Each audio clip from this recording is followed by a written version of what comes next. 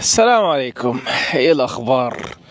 وحشتنا هذه الجملة طلع حبيبي. إخلاء سبيل بدون ضمان وشكله هيطلع براءة، وبيقول الحكم النهائي خلال شهر تقريباً، وبيطمن جمهور إنه بخير. والحمد لله اخدت اخلاء سبيل بدون ضمان، وان شاء الله الحكم النهائي يوم 15 مارس، يعني كمان شهر تقريبا او اقل من، تلاقي دلوقتي بنحسب بالايام معلش. بيقول أنا في نعمة كبيرة إن رجعت وافتكر كل ذكريات عن الجايزة وكل الحاجات اللي الناس وقفت جنبه ليها، وفرحان إنه طلع.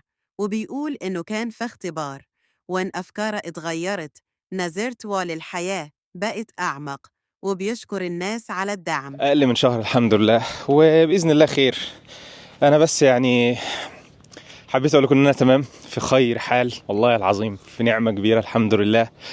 بيقول إن في حاجات كانت بتتحكي مش صح، وإنه هيطلع يصحح الأفكار الغلط عن قضيته، وإنه دلوقتي في أحسن حال ونعمة.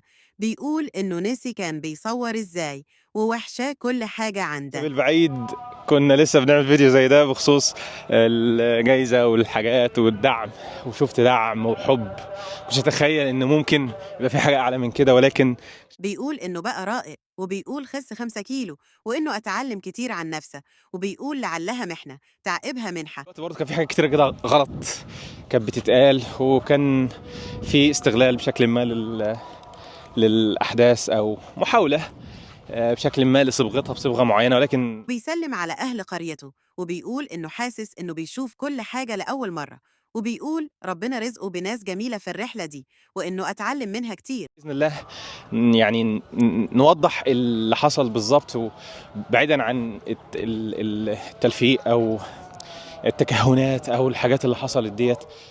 أحياناً الإنسان بيكون غافل للنعم اللي هو فيها، مش ناقم. معلش، مش عايز اطول عليكم.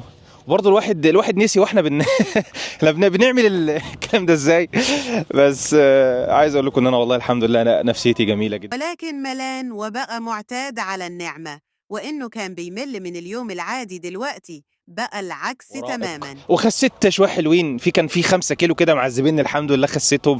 فدي ميزه كبيره جدا، واتعلمت كتير عن نفسي وعن الحياه وعن الناس في المحنه. أتعلم كتير عن الناس، بقى مشهور أكتر من الأول في قريته. ولعلها محنه تعقبها منحه باذن الله.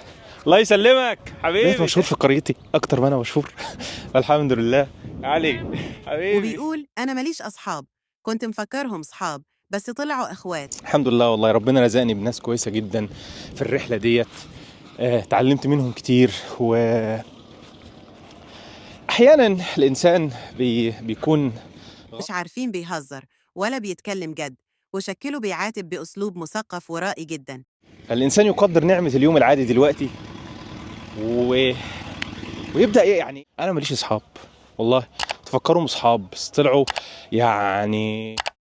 وبيقول إنه مش حابب يتكلم عنهم وعن ندلتهم، وإنه مش حابب يعمل مشاكل، وإنه ميجيبش الأضواء تتسلط عليه. لا مفيش احسن من الاخوات بصراحه. وبدات اشوف الكلام اللي كان بيتكتب من اول ما الناس عرفت الموضوع ده. انا يعني ما كنتش مستوعب بجد، واصحابي ما كانوش متخاذلين يا جماعه. وإنه بيحب يبقى في السيف سايد، ويحكي عن شقة عمرة اللي ما كانوش تاخد منه. متخاذلين، ولكن هم يعني ما بنحبش نعمل. انا ما بحبش اعمل مشاكل، انا ما بحبش السبوت لايت يكون زياده عن اللزوم. كفايه اللي السبوت لايت اللي كان حاصل. للاسف اللي اتاخد مني هو بيقول تعب 10 سنين راح في يوم، وإنه كان عنده أحلام كان وينفذها 2025، بس للأسف مش هتعرف، وكل اللي محوشة راح. وبيقول المبلغ مش قليل، شقه تعب عمر، 10 سنين. يعني شغل 10 سنين حوشه. آه، مبلغ مش قليل. تعب 10 سنين، تخيلت. الفلوس اللي انت محوشها تروح، وإنه كان ناوي يبنى بيت ويأخذ أرض جنب، وكان حلم من أحلامه بيت على مزاج يعوض تعب السنين. تخيل انت كنت مسافر مثلا دولة بره، اشتغلت 10 سنين، ودي الفلوس اللي انت حوشتها علشان تعمل بيها حاجة. كنت ناوي ان شاء الله ابني بيت. حلمي بقى ان انا اعمل بيت كده على مزاجي، ووالدي ووالدتي ان شاء الله. عايز كان اقول لك هيحجز لأهله الحج، بس للأسف ما عادش فيه الحج فلوس. السنة دي، فدي برضه فلوس الحج. وكان في حتة أرض كده جنب أرضنا، كنا إن شاء الله ناويين نشتريها. يعني كان فيه كذا حاجة كده. 2025 بالنسبة لي كانت سنة، هتبقى سنة النمو يعني، ولكن قدر حياته الله. للأفضل، وبيقول قدر الله وما شاء فعل، وإنه بتمني البراءة.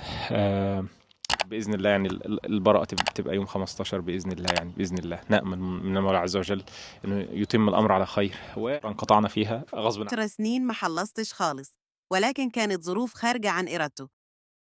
هو عز كله، وبعدين ريحني وشال عني كتير. هو حالا احمد ده دنيتي بقى، يعني هو عينيا اللي بشوف بيه. والله. ويتمنى يشكر الجمهور على الدعم وعن حبهم ليه ودعمهم المستمر، وإنه هينزل حاجات كان مجهزها دي قريب. أطول فترة احنا انقطعنا فيها، ولكن إن شاء الله العودة تكون أقوى، وبس ده كل. يوعد الناس يكون عن حسن ظنهم، ألقاكم على خير. وبيقول إنه راجع أقوى، ويتمنى كده متنسوش لايك فولو لنستمر في تقديم الأفضل لحضرتكم. شكراً للدعم وعرفان شكرا رأيكم في لكل كلامه. واحد دعم ووقف جنبنا ودعالنا ويعني أهله يدعوا لنا. بس نشوفكم على خير. سلام.